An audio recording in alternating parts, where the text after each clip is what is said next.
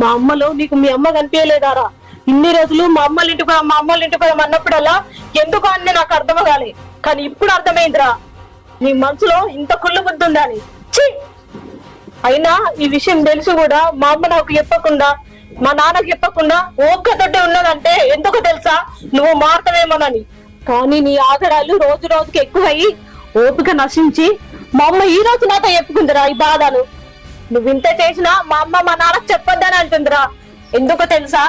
మా నాన్నకు చెప్తే మన జీవితాలు ఆగమైతాయని, మన సంసారం ఖరాబ్ అవుతుందని.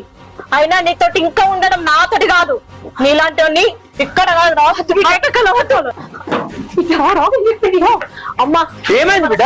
అల్లునే మాట్లాడిస్తున్నావు, ఏమైంది? ఏం గొడవ జరిగింది? నానా నీకు తెలియదు, నువ్వు ఊకో. ఏమైంది బిడ్డ? ఇలాంటి దుర్మార్గుడు ఈ ఇంట్లో కాదు ఏ ఇంట్లో కూడా ఉండొద్దు. ఏమైంది సీత? నువ్వనే చెప్పు. అల్లుడు ఏమైంది? నువ్వనే చెప్పు. ఇంకా వీడని చెప్తాడు నానా. అమ్మా నువ్వు ఉండమ్మా, ఒక బిడ్డగా నేను చెప్పకూడదు కానీ వీడు చెప్పాలంటే నాకు కూడా నోరస్తలేదు. వీడేం చేశాడు తెలుసా?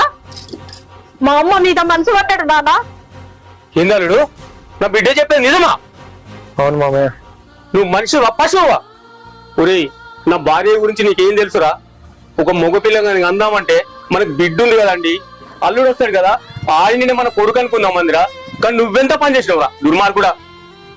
అయినా ఎప్పుడు నేను అల్లుడు లెక్క చూడలేదు కదరా, సొంత కొడుకులాగానే చూసినాం కదరా అల్లుడు వేరే. కానీ ఇలాంటి నిజంగా నువ్వు చెప్పినట్టు బిడ్డ ఏ ఇంట్లో ఉండకూడదు. నా కాలం మీద కాదురా.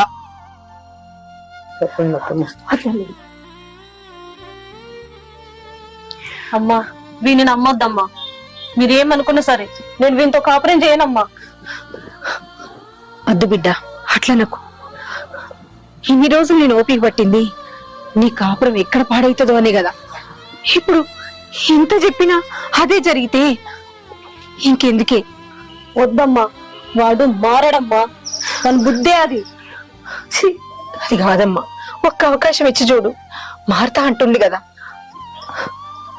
ఏమయ్యా నువ్వైనా చెప్పు.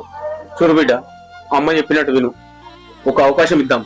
ఇప్పుడు మారకపోతే అప్పుడు చూద్దాం మన సంగతి. అల్లుడు ఇక్కడ నుండి అయినా బుద్ధిగుండు, అర్థమవుతుందా? సరే మామ. లోపడి కారి వెళ్ళండి. చూడు సీత, జరిగింది ఒక పిడకలు అనుకో, ఇవన్నీ మర్చిపో. తర్వాత ఇప్పుడు నేను తప్పు చేస్తే అప్పుడు ఆలోచిస్తాం. పద సీత లోపల.